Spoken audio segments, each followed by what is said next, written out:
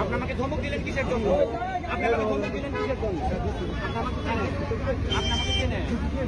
আপনি আমাকে ধমক দেওয়ার আপনি আমাকে ধমক দেওয়ার আপনি আমাকে ধমক দেওয়ার অত্র আচরণ করবেন সবার সাথে।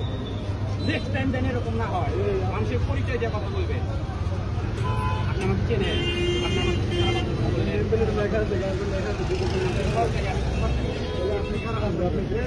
আপনি আমাকে ধমক দিলেন কেন? আপনি আমাকে ধমক দিলেন কেন?